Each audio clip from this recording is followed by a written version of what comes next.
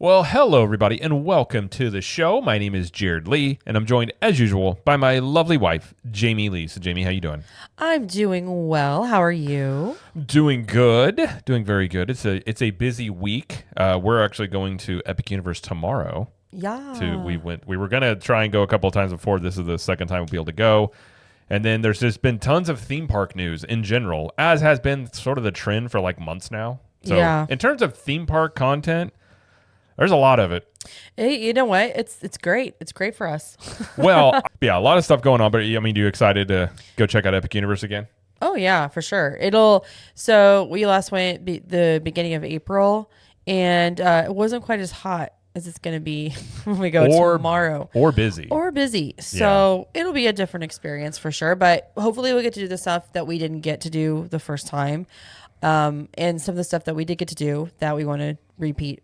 With our kids. We'll have our kids with us. I'm curious as to their perspective, what they think about it. Oh, for sure. I'm mostly focusing on them because we're going to go back for opening day on the 22nd. So we'll get to go again here pretty soon, but I really want to, experience it with them. Yeah. And kind of, see how they like it from a young kid's perspective because they're 8 and 5. So I figure like that's still a good age for, if you were talking about like Disney stuff, but also like, how does that translate to Universal stuff? Like, is it still like, are they still in that like area where they're going to enjoy Universal now and Disney also? You know what I'm saying? Like, is that hard? Yeah, I think our daughter does for sure. Yes, yeah. I think she does. Our son, let's see, he's 5. So he's in that little between preschool, elementary school area. So just kind of, figuring it all out there. But yeah, we'll talk about the Universal show, but there's a lot of news to go over. There was Disney's earnings report.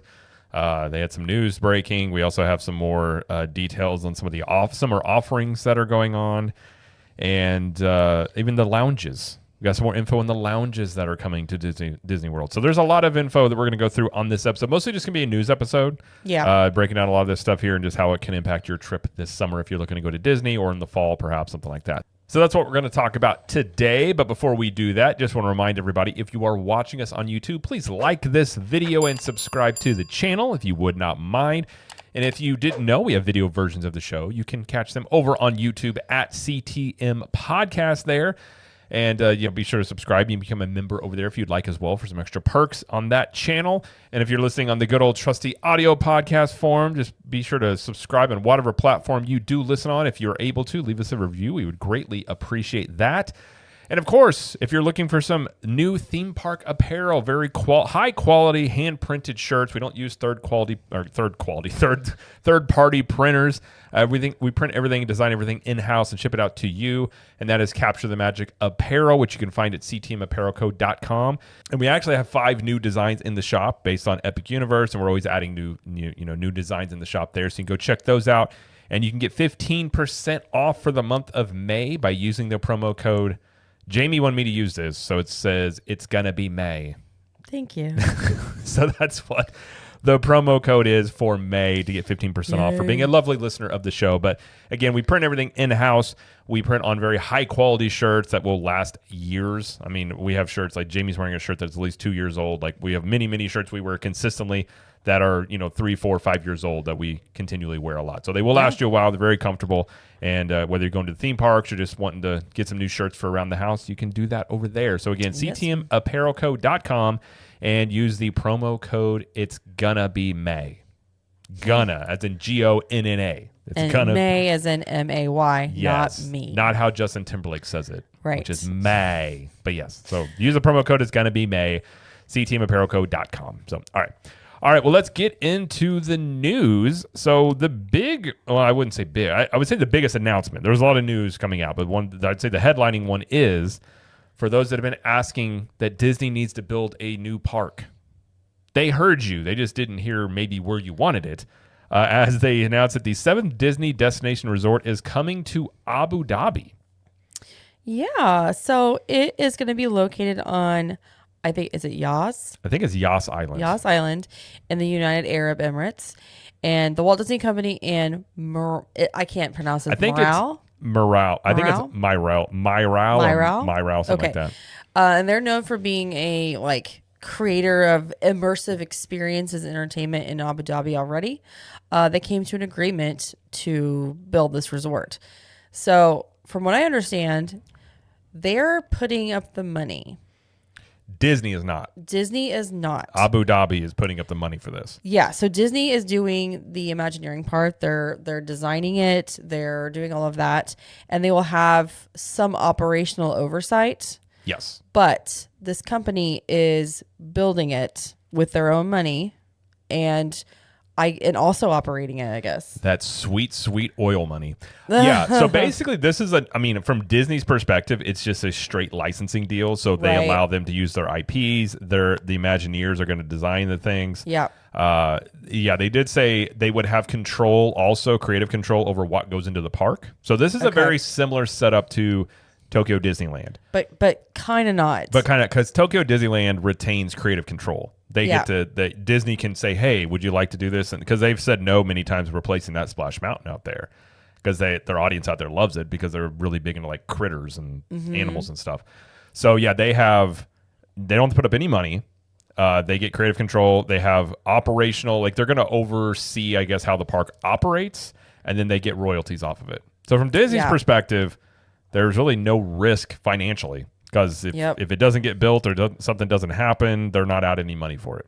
And Bob Iger, he said, "This is a thrilling moment for our company as we announce plans to build an exciting Disney theme park resort in Abu Dhabi, whose culture is rich in it with an appreciation of the arts and creativity. As our seventh park destination, it will rise from this land in spectacular fashion, blending contemporary architecture with cutting-edge technology to offer guests deeply immersive entertainment experiences in unique and modern ways. Disneyland Abu Dhabi, this is what it's going to be called, will be authentically Disney and distinctly Emirati, an oasis of extraordinary Disney entertainment at the crossroads of the world that will bring to life our timeless characters and stories in many new ways and will become a source of joy and inspiration for the people of this vast region to enjoy for generations to come." He hit that essay word count. Yeah. He hit it. You know, if he's going to turn this into the teacher, he's got the video they had was very much. It was like Bob Iger, Josh D'Amaro, and the guys from Abu Dhabi talking. In this was it's lots of flowery language. Lots of words were said. Which is, I mean, this was during the was this during the earnings call? They presented this before the earnings call. So this was first thing this morning, and then they had the earnings call. And it's hard to know which one is which. The stock price was up like 10%. Oh yeah. Although I think a lot of it, which we'll talk about in a minute, I think more of that was due to the earnings call than this park announcement. If I were to guess, maybe part of it. It's hard to know. It could be both. It's hard to know, but But a couple other things we wanted to mention is that the castle is going to be more modern. It almost looks like a glass castle. It looks like it's glass. Yeah. And then there will be hotels, dining, shopping, signature entertainment, and immersion that merges the storytelling magic of Disney and the culture and innovation of Abu Dhabi. Yes. It's basically that. So, Jared, why did they choose this area? Like, for real. Like, not what they said in the flowery language, but like, why did they choose it? So it's interesting as to the why. So Abu Dhabi, Saudi princes, tons of money. Unknown how much money is over here. They actually don't even really track how much money they have over here. Tons of oil money. They've been trying to get more entertainment offerings over here. Now, one thing I will say, the track record for getting things built in the Middle East is not the best. Universal Studios at one point was doing one. Six Flags. I forgot about that. Disney's been rumored to be looking at this for a while, but a lot of it hasn't come to fruition. There was also a Fox Park at one point. There has been some stuff that's been built over here, but this one seems much more likely to happen from everything that they're angling about it. Not as much as an if, but it seems like it's going forward because they have no shortage of money to do this. Right. So I think a lot of it is obviously the money, because 100% Disney literally is not having to fork out any money for this. And this also fits into, you look at what Universal's doing. They announced the UK park. They're doing all those different things. They got the kids park in Texas. They got that HHN experience out in Vegas. They've also indicated of taking those experiences and doing those worldwide also. So to me, this is also Disney. If you look at the Orlando market, obviously it's becoming much more competitive with Universal. And that's not going to change. I mean, from the going forward in the future with Orlando, it is a 2-horse thing, and Universal is going to continue to compete more and more. So there's a lot more competition. So Disney, I do think, we talk about the cruise line, talking about this, they're going to start going into pockets of areas in which they could probably gain market share pretty quickly, like spread the brand name without much competition. And they're really the first big name to go over here and do this. So I think that is part of this, as well as to expand the brand outside of just looking at where theme park hubs are currently at. But I think the main thing with this is just the money. I mean, if you want to know why this happened. What do they say? Follow the money. Well, and a lot of people pointed to, like, you're doing business in the Middle East. What Disney has, they famously have talked about the things like, LBGTQ, stuff like that. It's an issue on social media today. It is. Talking about and it. obviously in Middle East, these are not values that they share. Right. So is it hypocritical? Yeah, it is. But honestly, yeah. It is. It is. But I contend no company, whether they share your morals or other people's morals, my morals, whoever's, their main morals are making money. That's what they care about. That's where they go towards. And ultimately, that's what this is about. Yep. Now, will there be backlash for this? I think on some level, perhaps. It'll be very interesting to see perhaps how some of the Disney employees handle this. And are they outspoken about this? Some of the fan base is, but I think you will see less of a backlash just because you've already seen a lot more American companies go over to the Middle East especially the past decade. But the biggest one in my mind being Live Golf. So if you're unfamiliar with who Live Golf is, this was an upstart golf tour that they started a couple of years ago. Saudi money was involved with this, and they got a bunch of PGA Tour players to come over and play because they were paying. I mean, it was undisclosed how much some of these golfers were getting, but some of them were getting $500 million. Oh my gosh! To play less golf and make more money. And so they were able to get some pretty big names to do that, and they got a ton of heat for doing it. I mean, they were constantly being questioned about the human rights in the Middle East and things. But since then, Live has been pretty successful, and then the PJ and Live have actually merged now. So it's essentially been accepted. I mean, the PJ was taking the stance, the same thing as what some of the backlash was. So I think having these things have already happened, you're not going to see as much of a backlash for this because most major companies are already doing business in the Middle East on some level. Because, again, there's tons of money over there. Yep. And so there's money to be made. So I don't think they'll get as much backlash as they would have if they did this 5, 6, 7 years ago. Well, let me ask you a question. Do they have, and they said this, like, I think Bob Iger said this, is like the location where they're going, it's like 4-hour plane ride to like a third of the population of the world. It was like 500 million people that they said were, how'd they phrase it? It was like financially able to attend their parks or something like that. So that's my question. So let's not looking at the U.S., not looking at anybody traveling from the United States. Would they have enough people going to this Disneyland Abu Dhabi without that? If the issue is about all the human rights stuff that they're I think if you look at Dubai has become a hub of things. I mean, it has become a pretty, in terms of players, I guess, people going there and doing business and things. It's become a big hub. They don't have a massive population, but there is a lot of tourism there as its own. I mean, it is, from everything I've talked to people who have gone to Dubai, and they say it is a very clean and safe city. When they go visit over there, they're treated very well. So they are I think they wouldn't be building this if they did not think that there was enough tourism to, accommodate I'm it. sure I don't believe this is a park that is trying to get American visitors over. I think this is for people that are area. Yes, I think this is a, expand the Disney brand into a region that they haven't before. And I think, obviously there are going to be people that eventually, if and when it gets built, will go over there. But I don't believe the purpose of this is to try and entice, American visitors necessarily. I guess also we should mention, like, they didn't not give a firm date when this is supposed to open, but like, what did we hear? Like, two different thoughts. Like, one said 2030. Some people are saying but then Forbes is saying that I don't know if Disney's saying it or this morale group is saying it, but it was like 2030 is when this could be done. I think it'll be later than that. Disney's not in control. They're not in charge of the construction here.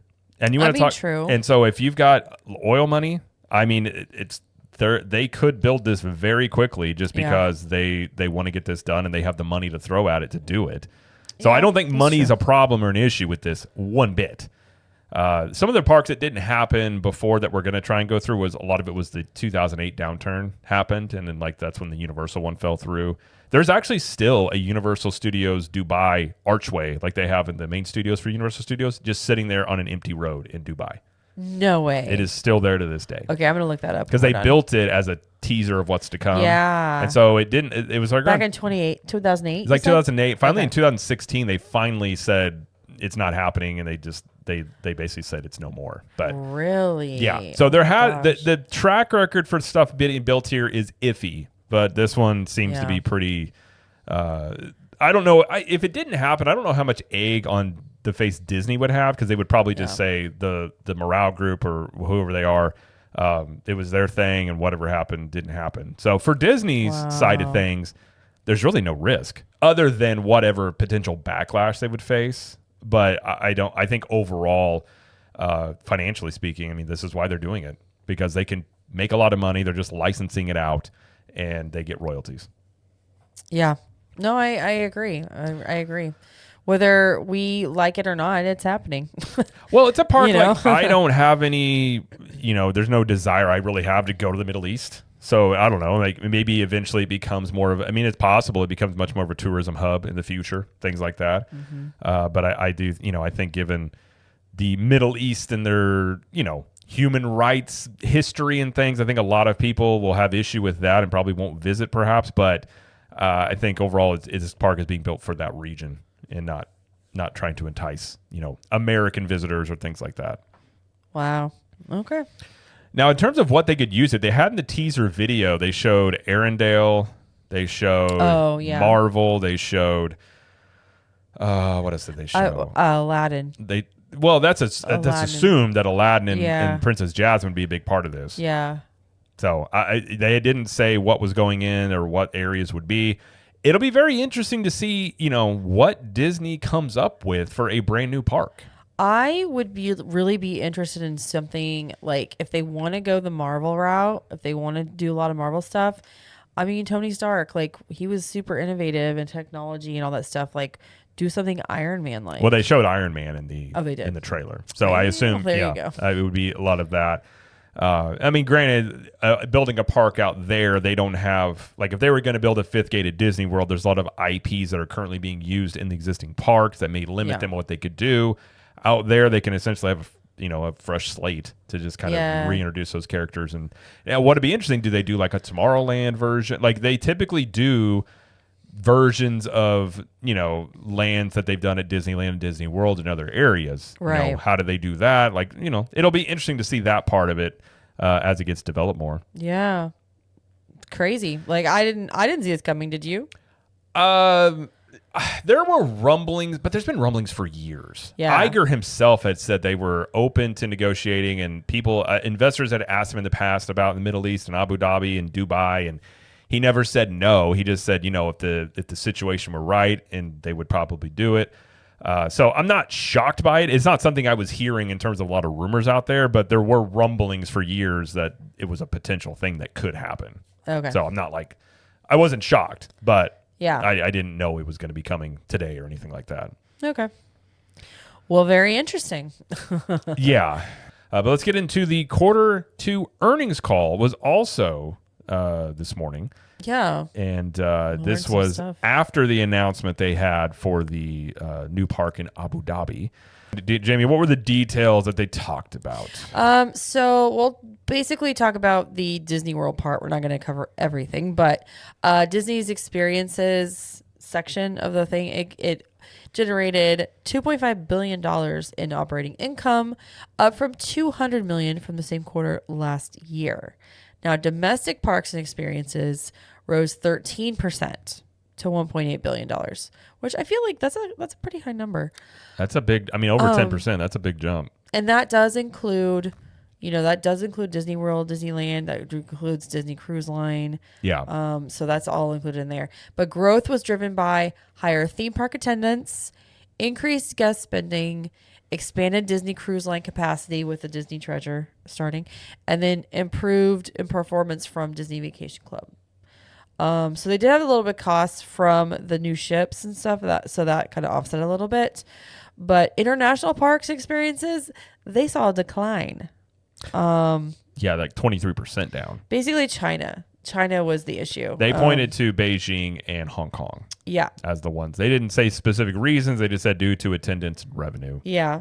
And then consumer products posted a 14% increase in operating income, higher licensing revenue basically for that. That was mostly, I think, from Marvel Rivals.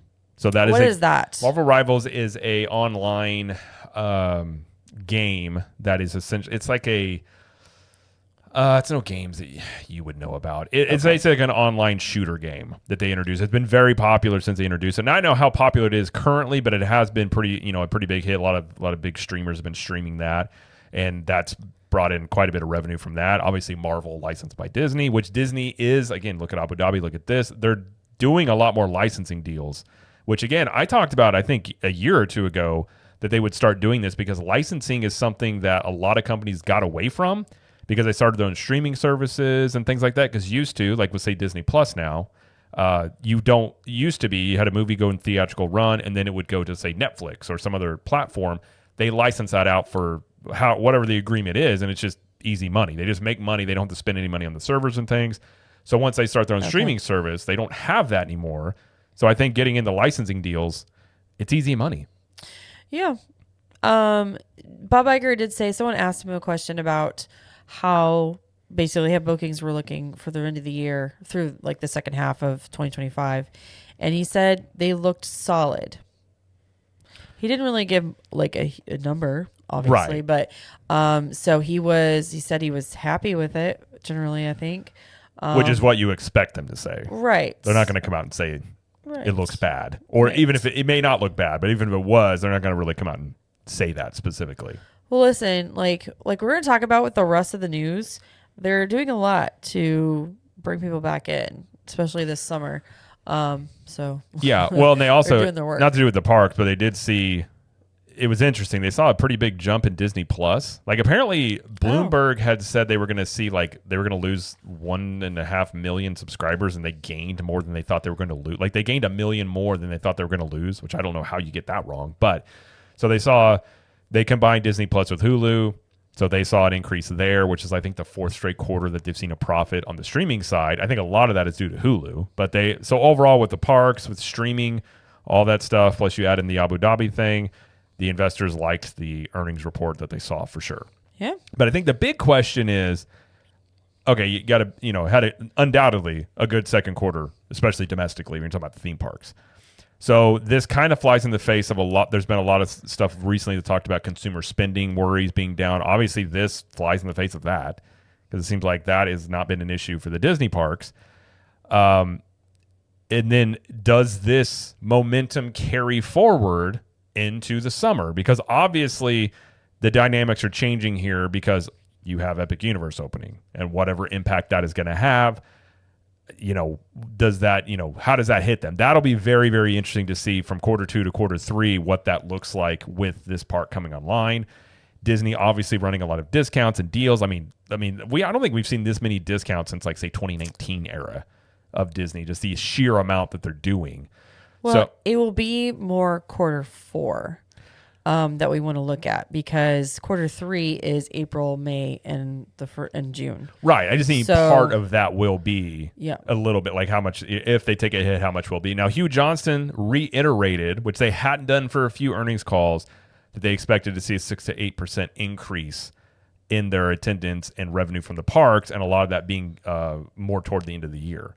So they're kind of going back to this, saying that they're going to see a bump in attendance from all this. So I don't know if that's just based off they feel really good about this report and they're thinking it's going to carry forward, or if the bookings are looking really good off the deals they're running. Like, obviously we don't know those numbers, but they seem to indicate they're feeling very confident going into the third and fourth quarters of this year. Yeah, for sure. But the question, I guess the thing, that'll be the thing. Like, I think if it was for Epic Universe opening, you would look at quarter 2 and say, that's great. They're going to ride this momentum, and maybe you're seeing there's been a lot of talk, positive and negative, about what the economy might do, but I think this would be a pretty good indicator that there's still people having discretionary income to go to theme parks that are spending money at them and going.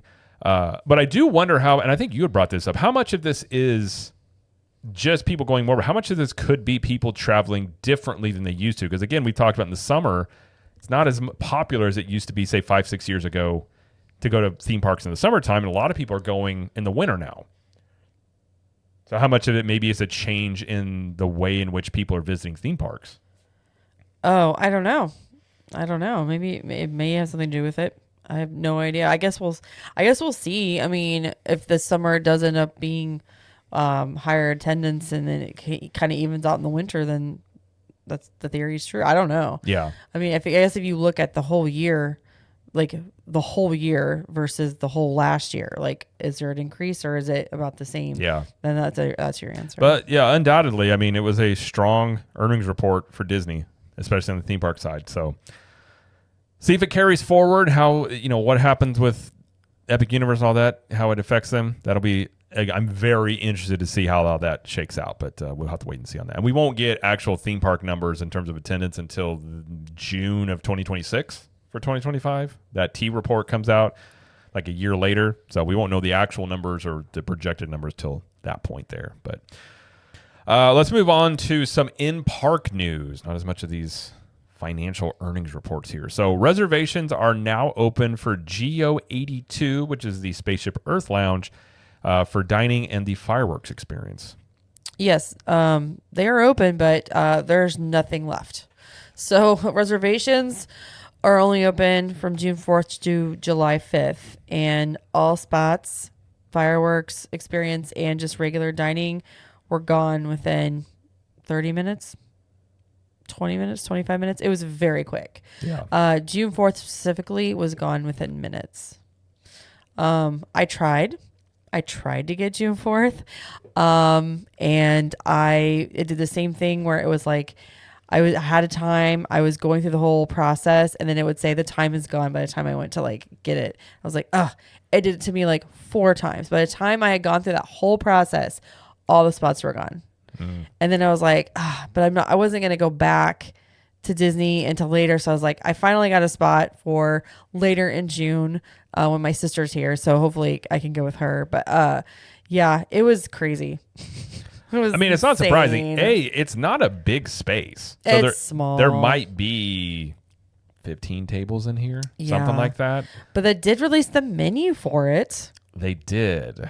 What do you think of the menu, Jared? First off, because we talked about what they're offering, like what the food is, but we just didn't know prices yet. It's a pretty pricey menu. It is. Not gonna lie here. So the food, they got small bites here. So you've got chef's selection of artisanal cheeses, cured meats, and accompaniments, which is essentially a Lunchable, if you will, a charcuterie board. Charcuterie boards are adult Lunchables. Okay, let's just be real. And Lunchables are delicious, so I'm not knocking them. I'm just saying that is what it is. It's the adult version, but you can get that for $29. They have flatbreads, which I don't think it has any meat. It's like mushrooms and like black garlic molasses. That's $15. So most of the things here are $15 to $29. But I'm looking at the drinks. Right. Well, that's obviously what I'm focusing on. So here's what gets me. They have zero-proof cocktails. But even the zero-proof cocktails are $17. That's a lot. If it's me and I'm not drinking alcohol, I'm just going to get a soda. I don't know. That's just me. That's one thing about the zero-proof stuff. It's just, if it's going to be as expensive as alcohol almost, I just would get a Coke. Well, the beer is between $8.25 to $11.25, which is about okay. That's what you typically see price range of the parks, which I wouldn't expect beers to be like a lot more expensive. They also have wine selections. You go by the glass or by the bottle. The glass, though, the cheapest is $16 for wine. So, that's not terrible. But the feature cocktails, the cheapest one they have is $23. It's very much Enchanted Rose pricing. I was going to say, these are Enchanted Rose pricing. The brown, they have a brown butter old fashioned, which is Woodford Reserve double oaked bourbon, which is a good bourbon. Brown butter, maple, Hella Cocktail Company, Mexican chocolate bitters for $28. If it's me, I love an old fashioned. I like bourbon. I don't drink much, but to me at $28, I can get a decent bottle of bourbon for like $28-$30. But like, here's the thing though. And this is my main complaint with Disney lately is that they increase their prices or they set prices really high, but the value is just not there. The Right. experience is just not there. I'm like, yeah, you know what? You're Disney. You charge a lot. We know that. But like a $28 bourbon, Old fashioned, whatever it is, it better be really good. It better be really good. And I know you're paying for the experience and all of that, but like, I mean, come on. But even the last few times that I have gotten an old fashioned on property, I noticed in a listener of ours we had a meetup, and it was the same thing of that. It seemed like it was watered down, and so it's like if I'm paying $28, that thing better be pretty full, tons, a pretty strong drink. Personally speaking, if I'm going here, this is why a lot of times if I do get alcohol in a theme park, I just get a beer because it's cheaper and you get more of it, and I don't mind walking around sipping on a beer. Yeah. But to me, once you start getting 20 some odd bucks for cocktails, I typically, for the most part, I'm like, I'm good at that price point. But I think this will be really popular, obviously, with adults because it's not for no kids are allowed in. But I think this will be like a fun like date night spot. Like I can see date nights being popular here. yeah, They don't have like a full menu, like a full like food menu. it's basically just a place to get drinks. Yeah, for sure. And like Now, I don't think there's a time limit here. they did not say that. Now, we talk about another one that there's going to be a time limit. They didn't come out and say anything about a time limit in here. Yeah. Well, let's move on to talking about that one then. But they also announced another lounge that is coming, which is the Pirate Lounge. Well, we knew it was coming. Now we have a name. Yeah, we do know the name of this lounge now, which is the pirate-themed lounge, is the Beak and Barrel. Yeah, so the story is basically it's run by Captain Mary and her talkative parrot, Rummy. And Rummy is the parrot that used to be over at Pirates of the Caribbean by the entrance. Now, he's been gone for a while, but they're going to reuse him. I believe they're going to put him in the lounge. Mm-hmm. The main area of the lounge is called the Mess, and they have a side room called Captain's Quarters.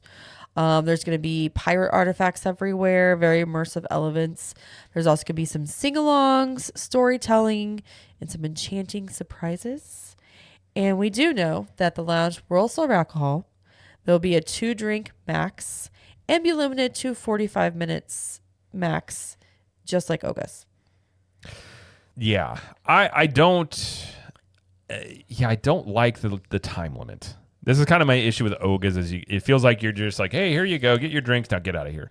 Like you just can't really, it's not a place to relax. Well, looking at the pictures of the concept art, all the tables are sitting, right?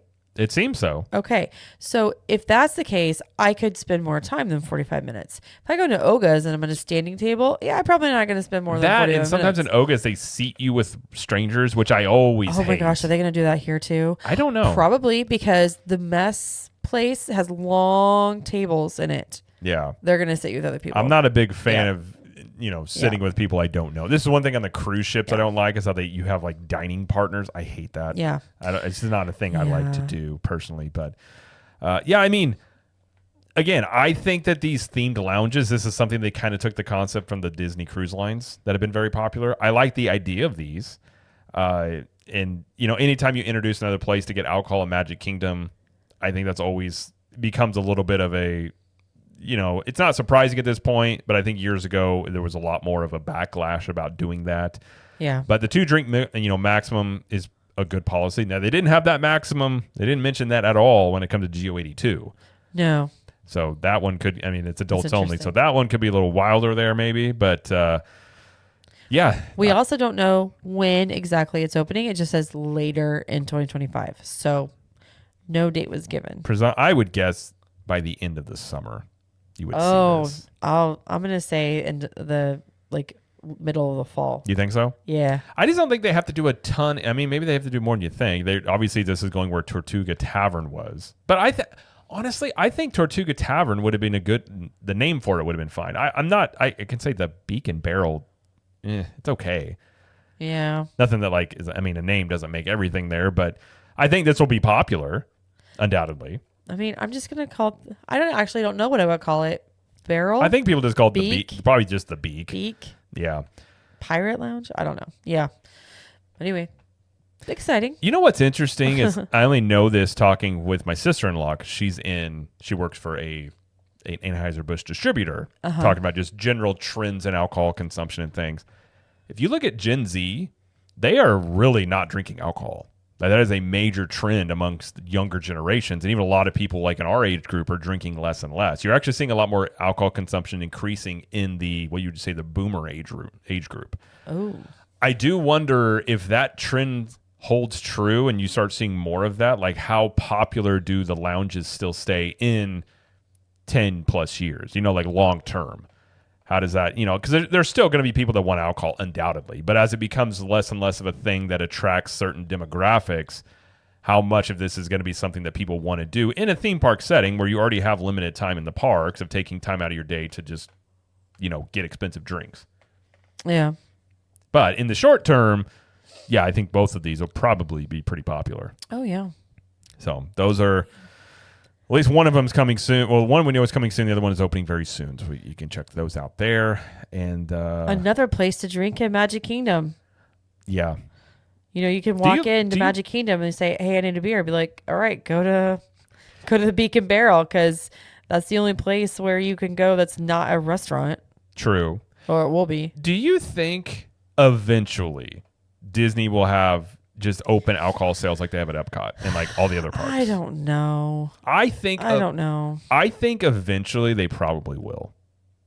I don't know. If I think you would have said 10, 20 years ago, Disney would never have alcohol at Magic Kingdom. And obviously, if you know history, that was something Walt was very much didn't want that. Obviously, times change and things change. But yeah, I think as time goes along and it becomes more normalized, I would not be surprised. Maybe not one of the carts, but like a walk-up bar or some sort of quick, like you see a Polite Pig in Disney Springs, that type of bar atmosphere where maybe they say you have to drink it at the bar, you can't walk around with it. Like I think that is the issue you would have, is you wouldn't want, given that park's demographics and nature, like having people walk around with open alcohol. I think it'll be a long time before we see that. Yeah, I don't envision us seeing like beer carts out in like the hub. Yeah, and I personally I don't see that. I don't want it. And there's enough stories out there already, and you just look at general demographics of people going to theme parks and drinking. You see incidents involving alcohol already, and sometimes even without alcohol. So anytime you introduce more alcohol, there's always the percentage that it's not going to go well. There's certain demographics that just... But think all that cash, think all that money it brings and that's in. The thing, is the increased money worth the liability. And I think if any park Disney operates and owns that they don't want that being perceived as a thing, it's Magic Kingdom. Because Magic Kingdom, still the number one theme park destination in the world, very kid-friendly, family-friendly, and introducing more alcohol options always, I do think, becomes a risk in that. Now, of course, you've got, dads and people, adults that want to drink when they're there, balancing that out. But yeah, I personally would much rather just not see it become openly sold in carts and open bars and things in that park. But we'll see. I won't be surprised if eventually we do see them try it, and then maybe just see what the response is from the fan base about it. But I don't think so. Do they sell it at Disneyland? No, they don't. No. Okay. The only place you can drink at Disneyland is Oga's. Okay. I think. Oh, maybe it's more now. I don't know. At one time when Oga's went in, it was like a big deal. Right. I remember that. Yeah. Anyway. Okay. All right there. So the Cool Kids Summer will be here soon, and here is the guide to what will be offered, because there's unique things in each park.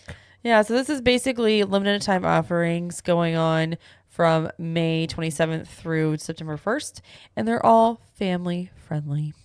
So starting at Epcot, we have Goofy Core. That's at Communicore Hall. And we talked about this before, but this is basically dance parties, like DJ dance parties and games that are Goofy themed. Maybe he'll show up a little bit. Not sure. I'm assuming. And they will have the Florida Fresh, I think it's Florida Fresh, booth open inside, I guess, until Flower and Garden's over. So a couple days. Anyway, Animal Kingdom will have crafts at Rafiki's Planet Watch about bees and butterflies. Limited edition Wilderness Explorers badge. And you can join an interactive sing-along with a Dino Institute intern at Discovery Island. That one is weird. That's interesting. I was like, what? I don't understand. I don't either. Okay. Hollywood Studios. Obviously they're debuting 2 new shows, The Villains Ever After show and the new Little Mermaid, a musical adventure show that opened on the 27th of May. And then we'll have surprise character appearances. There'll be games, crafts, and roaming performances. Indoor DJ dance party called Get Animated, featuring Mickey Mouse and Disney Junior characters. That's a weird name for a dance party. Yeah. Most of this is going to be going on in the animation courtyard. And because they're doing this Get Animated party, the Disney Junior Play and Dance show is not going to be running during this time. So it'll be closed for a couple months. Interesting. Yeah.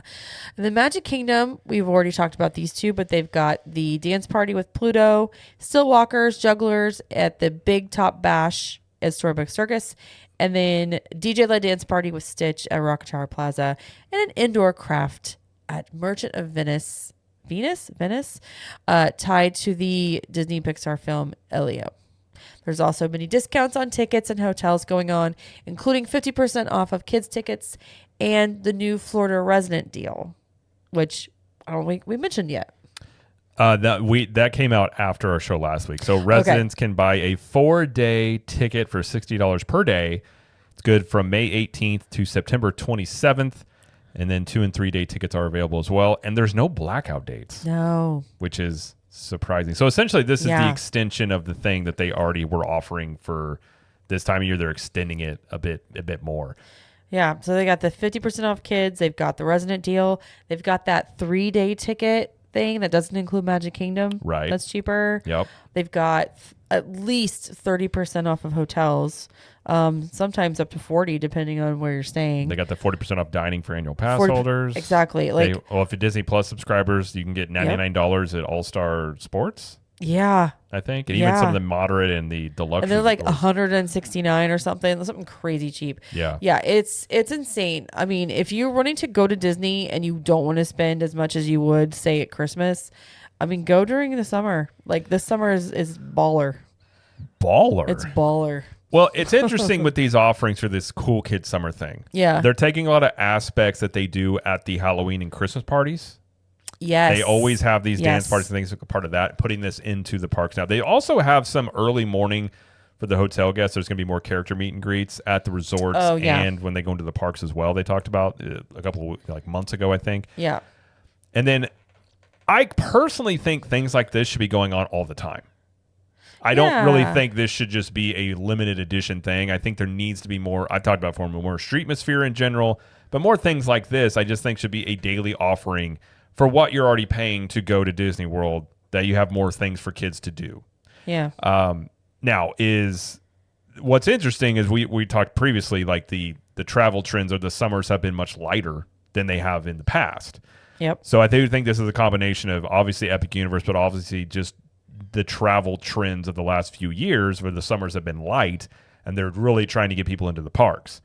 Now, I think the ticket deals are something that's obviously going to turn more heads versus this. I would be very curious as to how much of the cool kids summer stuff is really a real that seals the deal for us because they have dance parties and crafts. I don't know how much of. And that's an interesting thing too. It's like how much of I remember we asked our daughter about this and she was just like, oh, okay. Like crafts in the theme parks. Like most kids in the theme parks want to go to do stuff. Now, obviously, if you got toddlers and things like that, it's definitely something to have there. I don't know if it's a headlining thing of like, this is an amazing offer. But again, I think this stuff should be just offered all the time, personally. Well, I would not object to it being offered all the time, for sure. Yeah, the amount of dance parties going on is crazy. Yeah. It's like every park has a little dance party. Although I will say, or a sing-along. dance parties in the heat of the summer during the day does not sound great. But if you're a kid, who cares? I mean, true. Although, it's interesting. I do think they're being very targeted and smart about this, considering if you are worried about Epic Universe and Universal this summer and in the coming years, the demographic that Disney has an advantage with compared to, say, Universal is younger kids. So doing more things that targeting younger kids with families, obviously like 50% off kids tickets, like they're definitely trying to go after that demographic where they are stronger. So that does make sense to do that, to really try and, whether that's getting people to add a day or two on that are currently going to Universal, or, people that are already looking at going, hey, okay, let's check this out. Because, you're going to get some good deals this summer regardless. Well, and I think, honestly, make fun of the dance parties. I think they will all be popular. When I took our daughter back in March, when was it? I took her just a day trip, and we did Epcot. And she wanted to do the Encanto show. Mm-hmm. That's at the Communicore Plaza. It was packed. Yeah. It was packed with a lot of families, a lot of little kids. And so that has been going on for a while. So I expect this all to be very popular. I think the one Goofy Core will be really popular because it's inside. Yeah, that one is in the AC will be, yeah. Yes, I think that will be popular because it's inside. The one at the Big Top Bash at Storybook Circus, that might be, but if it's under the Big Top, it's gonna be under that, and that thing's gonna be just a sauna. In there. Oh, remember that last when we took our daughter when she was younger? It was literally like sitting in a sauna. It was so hot. Well, that's the thing. A lot of times you do these at the parties. It's at night where it's still hot. Especially Halloween parties. Let's be honest. They start in August, so these go on during the summer. Even at the nighttime, though, it's still really hot.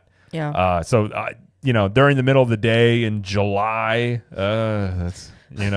I don't know how long the kids will dance there or the adults will stand around there, but it's not going to be cool necessarily to do these outside of Communicore Hall. Yeah, but I'm sure we'll do some of these whenever my sister's here with her kids, and I feel like a lot of people will look at this and just say, "Oh, that's cool. Like we happen to be going. Oh, that's cool. These are going on. We'll check them out." I would be surprised if this was really something they were like booking a trip just for these things. But it's just a little added fun. Right. But it does increase the value of what, like this is again what we talk about with Disney, is like it does increase the value of what you're getting. Same thing with like getting the free theme park or the water park admission when you stay in a resort. Like a lot of these things, like I think they are going in a better direction, whether that's due to increased competition or whatever it is, where you're adding value to the cost. And I think that's something they've been stripping away from that. So I think more of a return to this would be, you want to see that. That's a good thing for the consumer. And just a reminder, since you brought it up about the water parks, Blizzard Beach reopens on May 21st. And it will be open throughout the summer. So you'll have access to both water parks. Just a reminder. But they did say that the refillable mugs at the water parks, they're no longer. What is up with They're no longer doing that. Well, and I think if you look at that, you're already getting free. A lot of people, if you look at the water parks, they've obviously been one at a time, been open since COVID. Both are open at the same time, and they've been much more busy because a bunch of people are going because it's free to get in. So I think they're just looking to make more money off people that are get free entry to the park. So just trying to get some more money on the drink side. But man, okay, it's just they can't. Yeah, so they just can't quite leave it alone. You're just like, oh, we had one, because that was something a lot of people liked. You just get the refillable mug, and I think they have the freestyle machines in the water park, so you can utilize those there. Listen. Okay, I know we have harped on this before, and this is the last thing I'm going to say about this. But when are we going to get refillable mugs for the parks at Disney? I don't think they'll ever do it. Why? I think they would sell more. I do too. I still contend that what they do, like Universal with the freestyle cups, it's one of the best values in a theme park because you pay, it's around $9-10 per day that you do it, and you get to you just get refillable drinks all day long from the freestyle machine. Every 15 minutes. 10 or 15, something like that. Yeah. I've seen no indication Disney will do this. Yeah. It's a lot more maintenance and hassle to do those things. I get it, but come on. I would love for it. Eventually, if there's, again, this is why I like competition, because you wouldn't see a lot of these land announcements by Disney. You wouldn't see a lot of these ticket deals, things in the parks coming back. Like all this stuff is driven by competition. So even if you're not into Universal and what they're doing, them encroaching on market share does lead Disney to do more things to try and entice more people over. So they could eventually do this if they decide that this is something that would, really entice fans or people to do it. And they could, you could do it and tie it in with hotel stays. If you're looking at hotel stays really bumping those and say, hey, if you stay on a Disney resort or if you book a moderate or above, you get that included in your stay. That would become a really big perk. Yeah. And also, if they're wanting to be more conscientious about conservation, it cuts down on waste. Yeah. So if you're using refillable mugs, you're not using as many bottled, like one-use bottle beverages, or even the cups just for like water cups. Well, and look what they, not as much now as I think it used to be with the Magic Bands. I mean, you look at merchandise. I mean, constantly you could come out with new special edition refillable cups. Yeah. I mean, those would be, so they could sell more merchandise. They could get, and really, when you're talking about the freestyle machines for the most part, I don't think, when you're talking about soda and food places, they barely pay any money for those. It's basically pure profit off of the soda and things like those machines. And I don't know specifically in the freestyle machine side of things, but most of that would just be baked in, easy money for them. So they could do it, but you also have 4 parks in which you would have multiple of these machines everywhere.